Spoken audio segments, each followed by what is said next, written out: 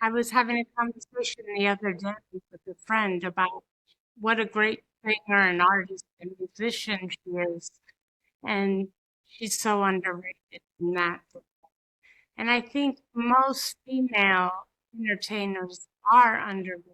You don't hear about their musicianship as much as you hear about them as a performer, or the way they dress, or the controversial side. That's Tracy Young, a pioneer DJ, a talented artist, an LGBTQ rights activist, and one of Madonna's all-time favorite remixers. For her, she has done amazing versions of songs across the last 25 years. She's the guest of this episode of Madonna Songbook podcast. Unfortunately, there were some technical issues with the files we recorded, but after a bit of struggle, I was able to save the session without bothering Tracy with the new recording. You will notice some glitches in the audio, but this is the best compromise I could technically come up with. Regardless of that, I hope you will like this episode. Along with learning great stories behind Tracy's remixes, you will also discover that she is an avid Madonna fan, just like all of us. Enjoy!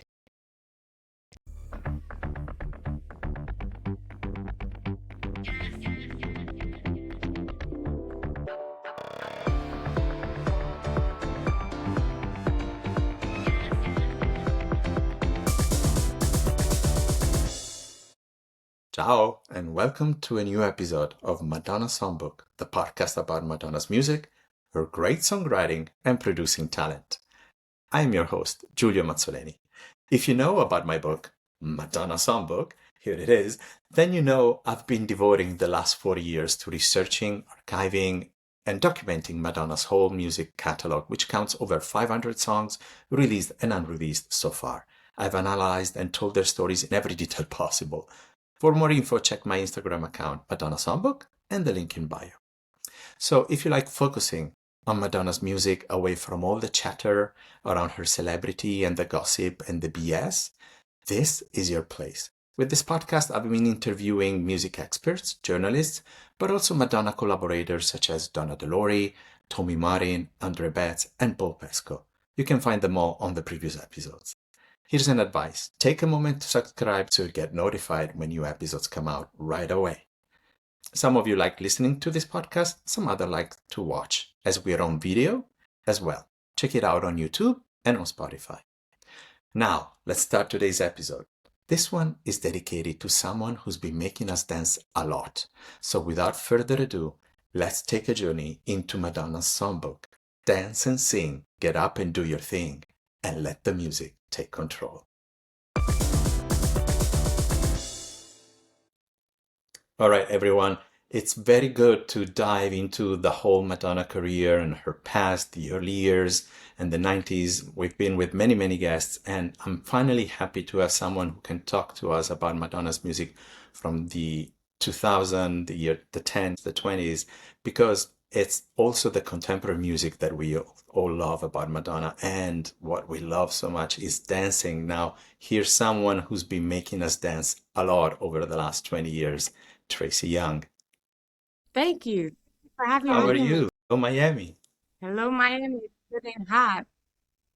We had a really mild winter. It was very cold here. So it's getting hot again. Time for the beach. How are you? I'm very, very good. Thank you for being on my podcast. Thank you. You know, when we've been chatting, I want to share with the fans of the research I've done all through the years about Madonna's music. And when I wrote the book initially, when I started writing the book, I set out to prove that Madonna is a great songwriter and producer because it's a part of her career which is essential and at the same time majorly overlooked and underrated. She doesn't even bother making justice of that. She just looks at the result. But us fans really care, celebrating her talent as a producer and as a songwriter.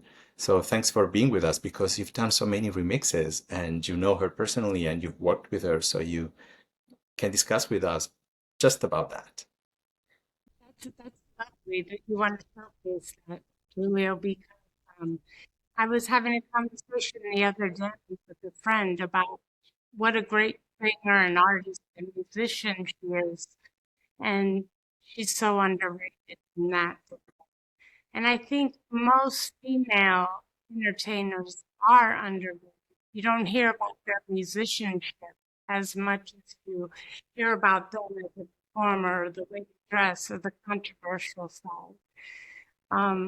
So I happen to agree with what you said.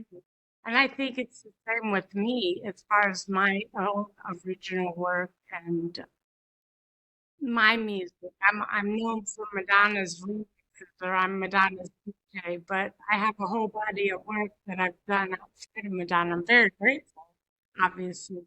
But for some reason, women get pigeonholed into a certain category or stereotype. Like Prince is known as a multi-instrumentalist, musician, um, songwriter. He's known as all those things. But women, I don't know why that is, but Isn't it? it's Many, very many women. It's not just Madonna. I personally am not a big fan of Mariah Carey, but I've learned to respect her as through the years I learned how involved she is with songwriting, especially female artists who have strong visual. People assume that they're just the visual side of it, that they cannot also be talented musicians. you know, speaking of Mariah Carey, she would actually go in the studio and re-record her remixes. So if you've just found a new appreciation of her, listen to the David Morales remixes because she re-sang all of those remixes. Whereas when I've worked on Madonna remixes, for example, I get the session and I break out the session into each individual track. I call it steps. So It's true. On that side, Madonna likes to sing the song only once when she does the demo take, and she doesn't like to repeat it into the groove, live to tell. I didn't know. You taught me Like a prayer. She never sang it twice. something. She believes in the intention of the first moment. She could make it better technically, but she beats. Exactly. So it's both ways are really, really beautiful. Now, I want to know about you, how you started in music. I believe we have something in common. We've both worked at Universal Music at some point. I got my career as a DJ. I started playing college parties. I did a guy that was a DJ on the college campus, and it evolved to a radio station. I graduated from college because I was working at the radio station and going to college at the same time at University of Maryland, going up the street to work at WPGP in Washington. And I went for a music director job and was overlooked for that position. And I had graduated from college, and there was nowhere else for me to grow and learn at that current position. So a bunch of labels were already inquisitive about hiring me, and I ended up taking the job at Innis, and they moved me to Miami, and that's how I moved here. Although I had my sight set on Miami already, I was flying back and forth from Washington, D.C. to Miami, playing guest spots at a club called Liquid. Of course, Liquid, which was owned by Yeah, Ingrid Casares, right? Ingrid and Chris Cello. But I actually had a full-time job while I was doing that at Interscope as the Southeast Promotions. We have something in common. It's incredible. We could have met back in the days. Yeah, no, and I broke records like Eminem, Black Eyed Peas, and that's actually how I got my first remix, which was Enrique Iglesias. Bailamos. I did Bailamos, and my boss was trying to get the record to number one. So I said, I'll create a remix and give it to the program directors. And And I promoted that single in Italy. my remix? You ended up doing so many remixes. I mean, the list that I looked on my Spotify that I have personally saved includes Beyonce, Demi Lovato, Rihanna, Katy Perry, Pet Shop Boys, my favorites: Shakira, Mariah, Pink, Don't Let Them Get Me, Britney Spears, Hold It Against Me, Cyndi Lauper, I Love Hope. That was a beautiful Oh, you like collaboration. Hope? Oh, I love. I'm a big Cindy fan. And you work with Billy Porter, Christina Aguilera, Cher, Katie Lang. I mean, the list goes on and on and on. You know what's so interesting? Bringing it back to the female aspect. Most of those artists are women.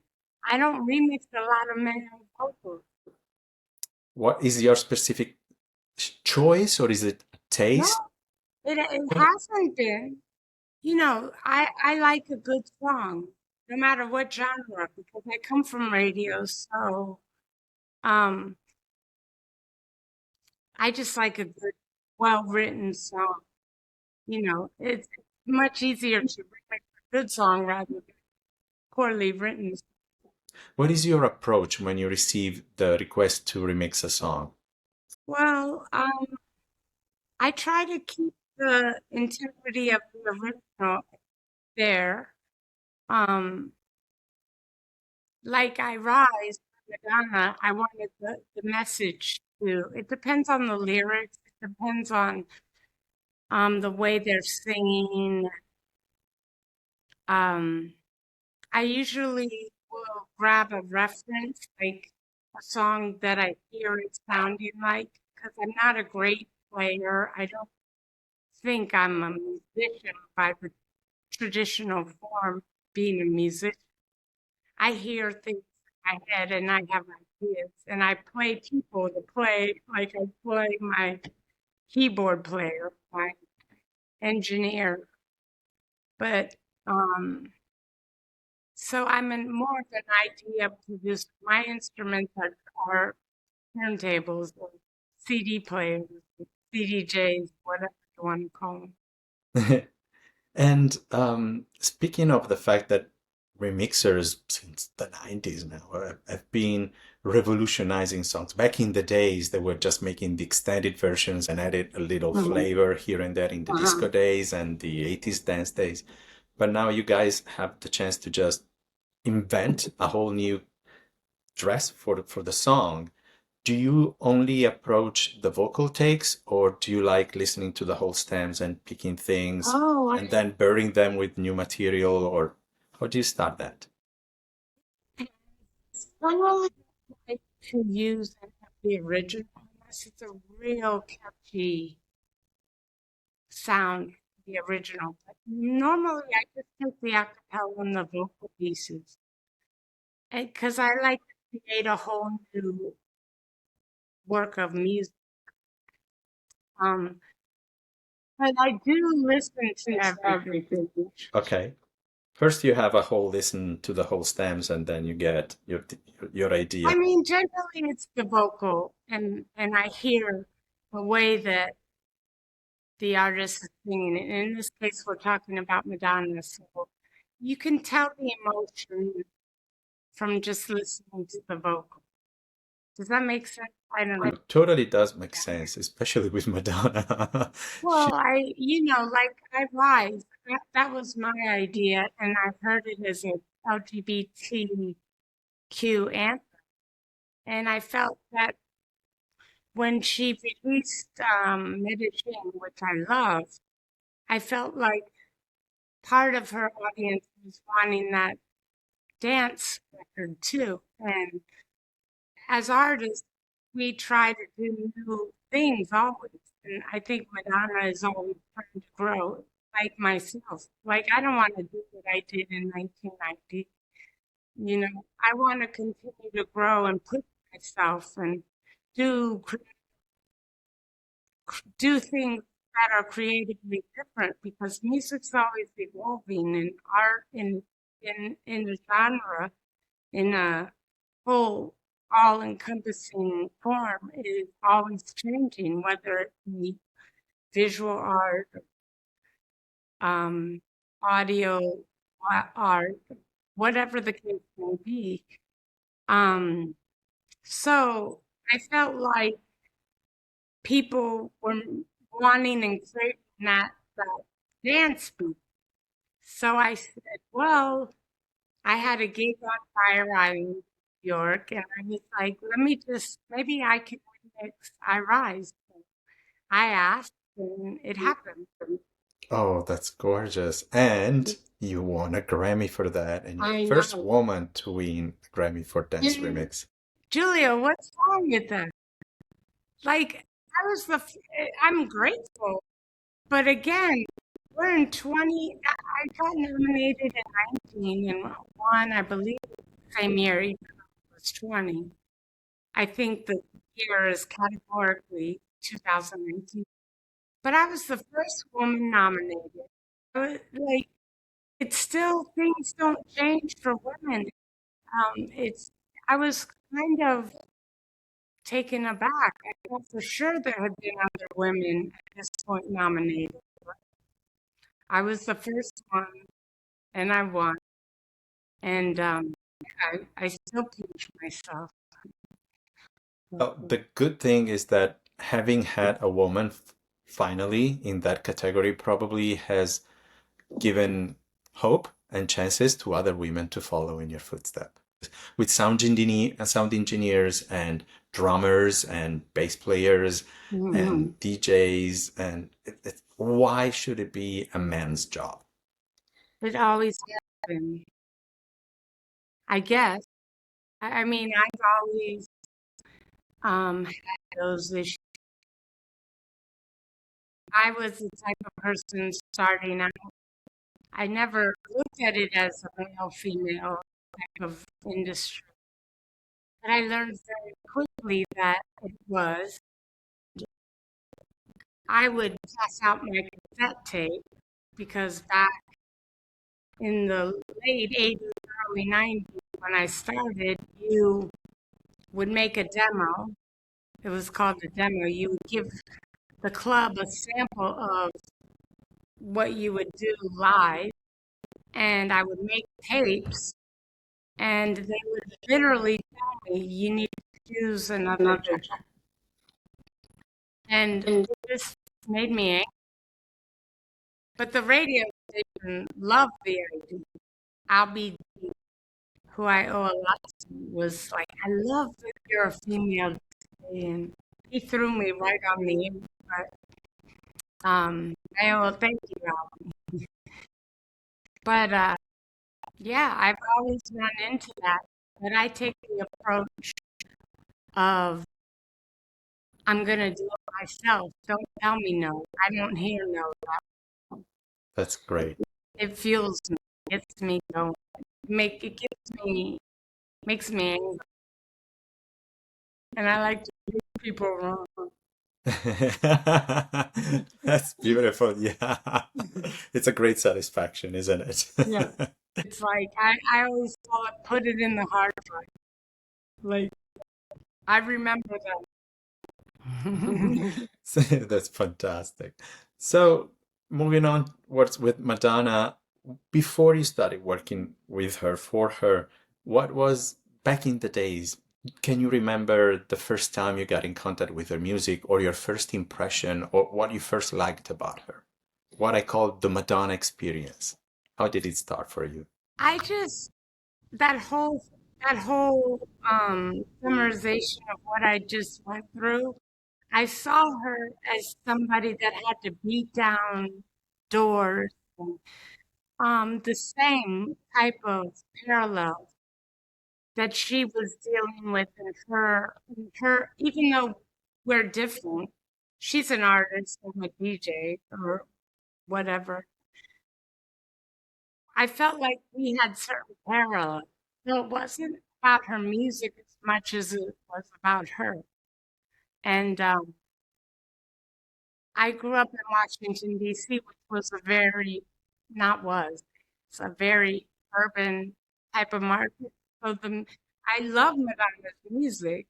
I'm not saying that I don't, but it was more about her and not so much I was a fan of her music. I was a fan of her. And whenever I would hit obstacles in my brain, I would be like, what would Madonna do? Which is what I always ask myself. You too? Yeah, like the strength and where did she get that? Because she ate out of garbage cans and I've had moments of being not, I have a blessed life. I'm very grateful, but I wasn't. And, you know, I, I look the people, I study people, and Madonna was one of those people that I kind of really dug into, and I knew, and we all did. I mean, she was way up. I mean, she still is, but I think celebrity back then was different. That's true. And that's why I like to focus on the music because it has so much. There is so much to tell about Madonna's music. Like, we go back to when you started working with her. I probably guess you met her at the Liquid Club during her Miami years. I want to say Kit Kat Club. I was living in DC and I DJed a party for Ingrid. It was her birthday party. I played open format, which was funk and old school, but Parliament, George Clinton, with Wind and Fire. Um, Fat Black Pussycat was a night that highlighted that type of music too on Mondays in Liquid. So it was a thing, and I did an old school mix for Donnie Simpson, that was a big type of DJing back then. And I met her there. I get my years confused at times. I think it was 96 or 97. And then she wanted me to DJ her birthday party in LA. But Versace was murdered, and 97. it was nice. Yeah, that's right. So, um, it might have been 96 that I did the party, but nonetheless, that's where I met her. And then I was gonna DJ for her in LA, but when Versace was murdered, she canceled the party. So I thought, oh, there was my moment. You didn't know that would be many other I moments to I follow. didn't know. You No. also played at Madonna's wedding with Guy Ritchie. I did many of her birthday parties and I did men I did her album release parties. Yeah, I've done a lot of good things for her. Likes your sound, and so do we. What I like about Oh, it is that on recurrent songs, I mean, you have very different sounds depending on the remix you're doing, but the thread that I like in your remixes are that groovy bass and that gentle but strong kick drum. It's so easy. It's happened to me before back in the days when we would buy CD singles and I would put on the remixes and I'll look at the credits and I'll go like, this is Tracy Young. And I would be right.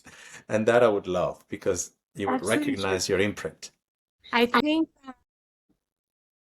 I have a softer approach than the remix. I have a softer approach. I like melody. I like to create a song. I don't approach a remix like I could hear this in the club, although I would hear it in the club. I just have a different, I think because I come from radio, I want to create a new song. That is still catchy and not Right. just beat. And that's absolutely. And like Peter was a good friend of mine, Peter Rohoff, may he rest in peace. We did a lot of work together, but he had that driving beat, but I couldn't listen to his remixes in the car. I could in the club, but I would be bored if I heard it in the club, in the car. But mine work in the car and maybe not in the club.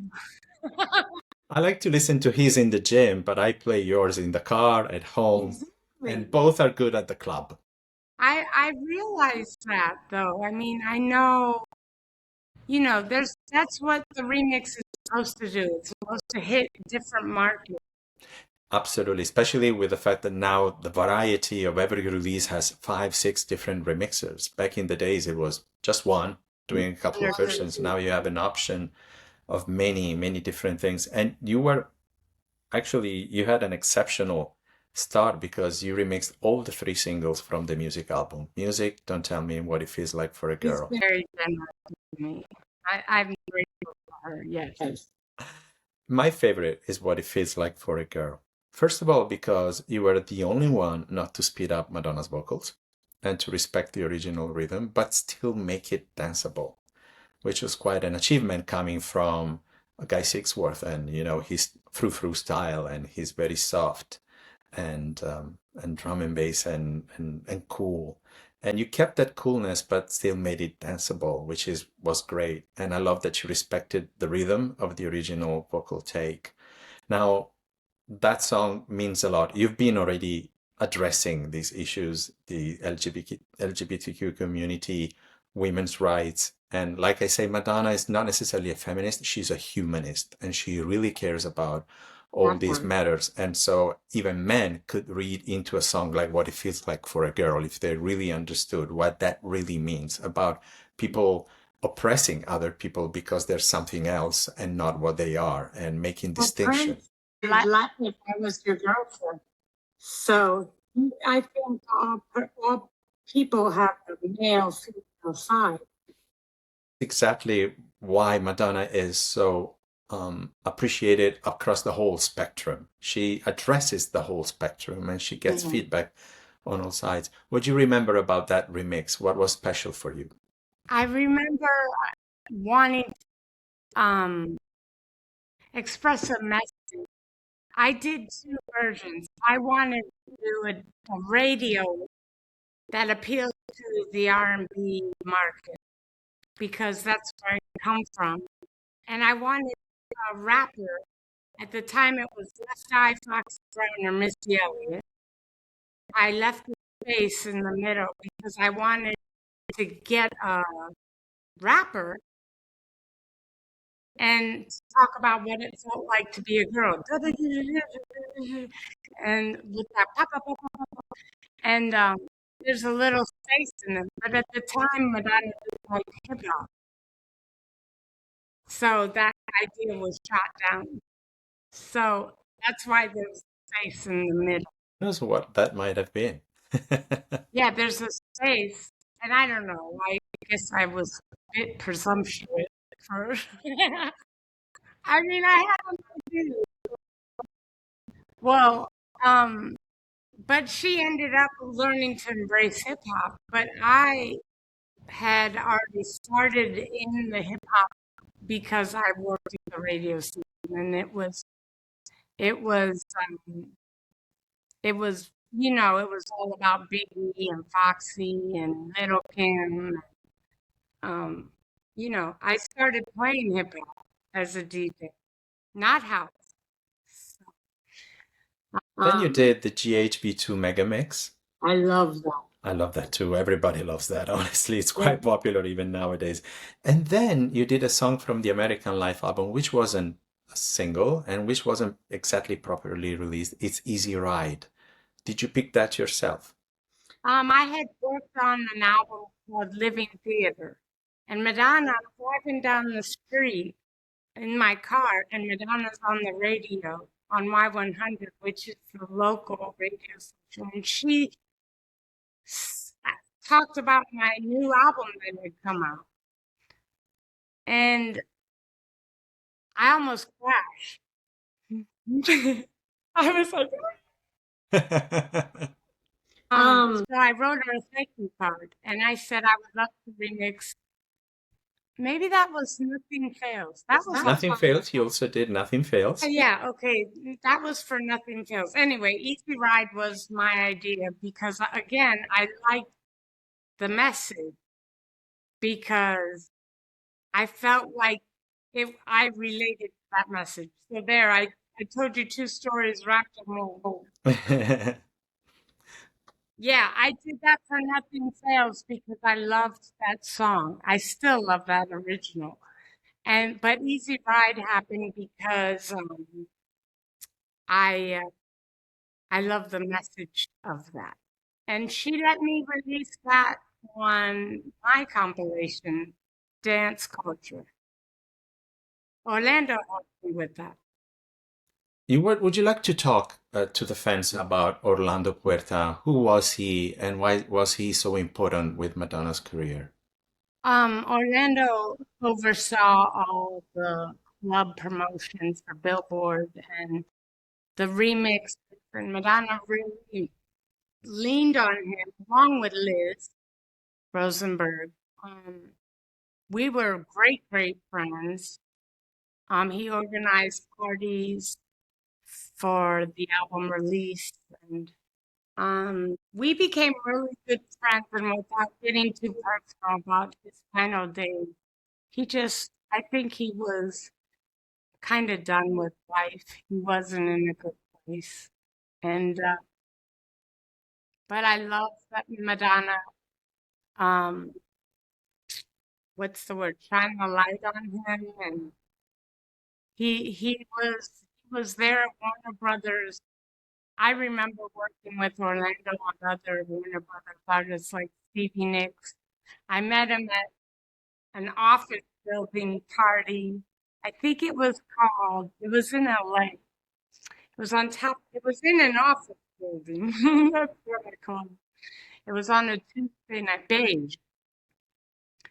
And yeah, I miss it. But he just wasn't in a good place. I think he was very loyal to him, and she was vice versa, loyal to him.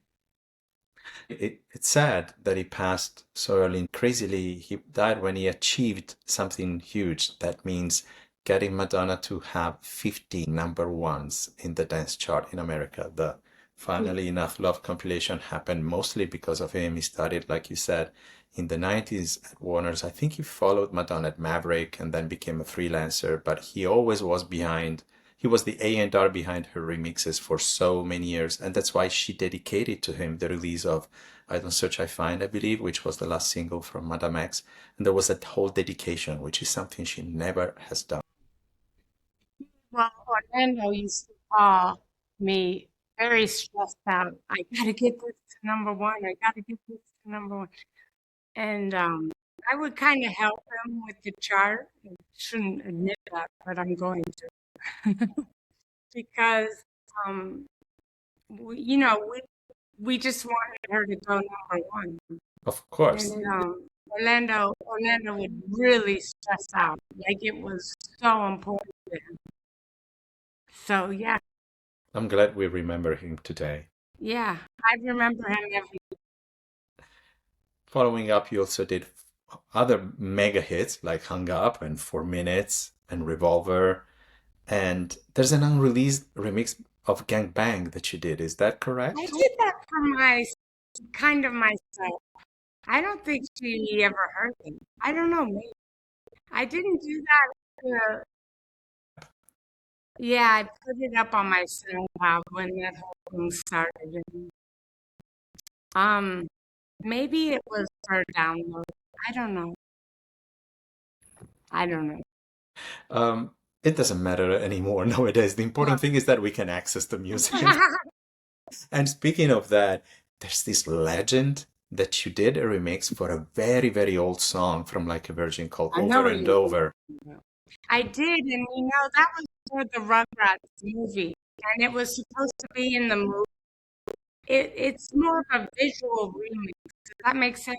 We were syncing it up to this scene that was on the Rugrats were on the roller coaster, and it's not a remix that people would appreciate Per se, but just as a visual. It was all about the visual part of the song. That's why I don't leave it out. How did it get picked of all songs? I don't know. I don't know what happened with that, but her manager at the time was overseeing that. Her name was Paris. And I feel I'm very protective of Madonna's work, and it didn't happen in the movie, so I'm protective of it like any party that I do, or like I'm not here to exploit. If Madonna wanted it to come out, it would come It would out. have come out, of course, absolutely, Yeah. yes. And if she doesn't want it to come out, I'll put it in my safe. Oh, yes, I did do it. And if you would listen to it, this is a remix. It wouldn't translate, which is why I've been so protective of it. But yes, I did it. It's kind of squiggly, like squiggly. It's kind of Mickey Mouse. I understand. So it was for a cartoon. The fan base have been discussing this legend for years because everybody appreciates your remixes and they were thinking it was a standard club remix. No, it was from a movie. And then for Madame X, finally you did 3 songs: Crave, I Rise, which we have discussed, and Come Alive. You did a Come Alive remix, didn't you? Yeah, I did that more for myself, and that didn't come up. So it was during COVID, and I love that. And I Again, love, another great message. oh, totally. And I loved it in the show. That song took a special meaning for me after seeing the show, the Madame X live show, because she was with all these women. They were all bare feet, or she was bare feet, and she was chanting, "Come alive, come alive." And I felt she was calling on me. We were all without phones. We were very close. She was looking at us straight into the eyes. It was very intimate show in all senses. But with that song, which I kind of liked, but not really indulged into, as opposed to Crave and Crazy and Killers Were Partying, I discovered it during the show, which I saw in Brooklyn, the opening show of the tour. And then I saw it again at the end of the tour in Paris. And by then I was like mesmerized. So I was, yeah. Yeah, we didn't meet. I would have attacked you. You're so cute. Thank you so much. Now, of all these remixes, which is the one you're proudest of? I liked music because obviously that was my first, and I kind of told the story in the beginning, like Madonna being on the dance floor talking to the DJ, like, can you put a record on? Um, they're all very special. I have to say, I rise on some of them. I don't know. That's a hard one. I like the greatest hit because I wanted to tell a story with. I didn't make it as a typical mega mix. I did it as a brand new song telling a story.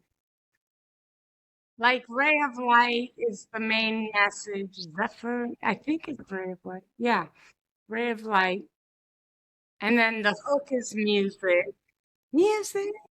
Like there's 11, I want to say 7 or 11. I'm not sure which one, but there's a lot of acapellas in there.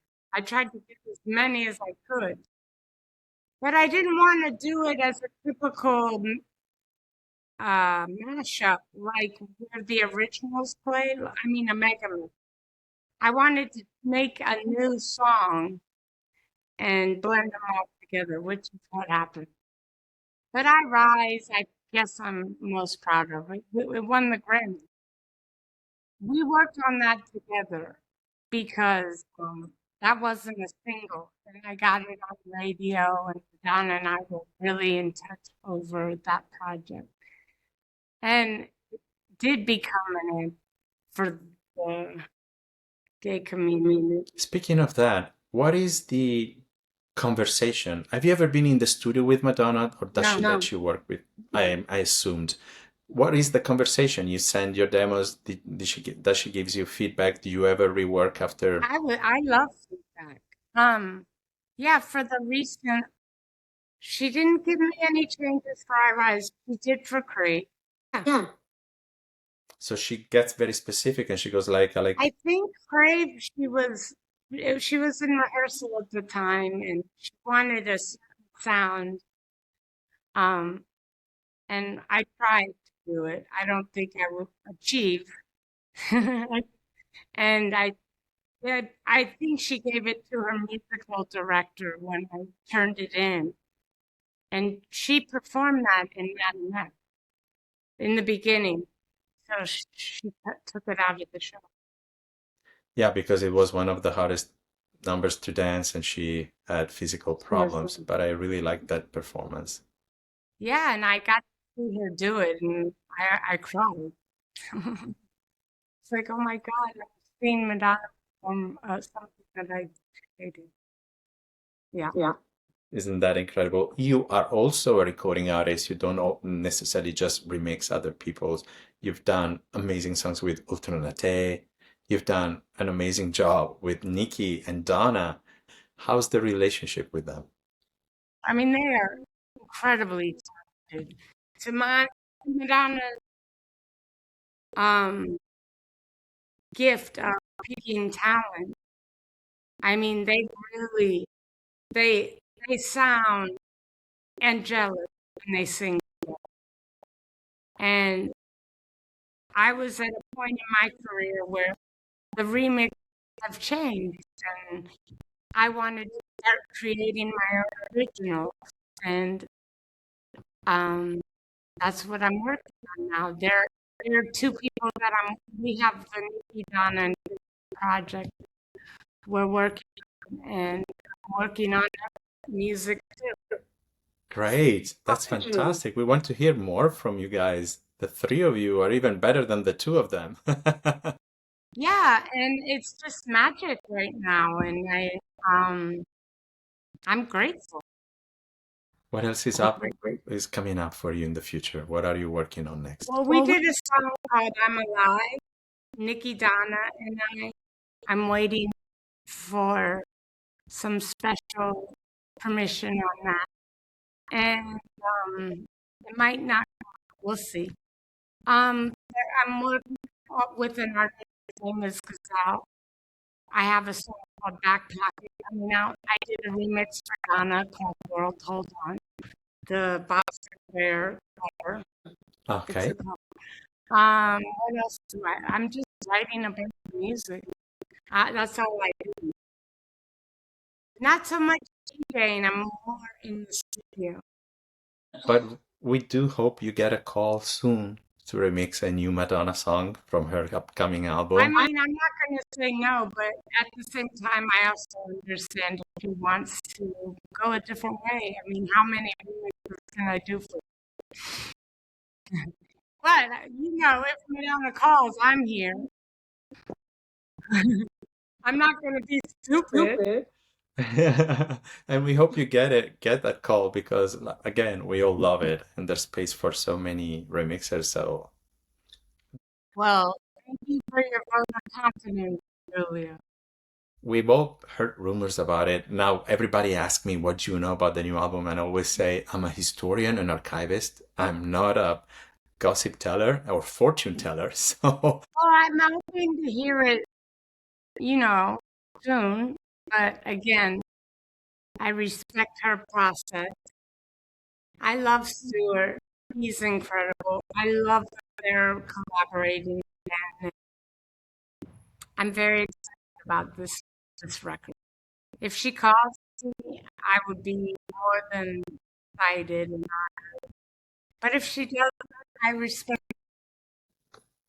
that's beautiful that you say that. Thank you. I still support her. I don't have to, it's not about me. It's always been about her. Oh, that's beautiful. I think we couldn't end on a happier note. Thank you. Oh, and if your fan base wants to follow me on Spotify or Apple or all that, I would be honored because I'm trying to get that up in my social media. If you could help me uh, work on those numbers. Absolutely. Actually, sometimes when I interview producers and stuff, I create playlists. I don't need to make a playlist because your own artist profile page has everything that you did with Madonna and all the other artists. So guys, just go on Apple Music, go on Spotify Music and listen to Tracy's music. It's just Thank amazing. you, Julia. I like working out to your music. Me too. You know, I lost my mom a few years ago and I went quiet and it really affected me. Cyndi Lauper had told me to go on tour with her, which I did, and she really gave me a gift of creating it. So I went a few years being very quiet and I'm trying to build now. So Keep I it coming. appreciate your help, Julie. Oh, if I could, well, anything I can, because you really deserve it. And God bless Cyndi Lauper. Oh, yeah, Cindy's amazing.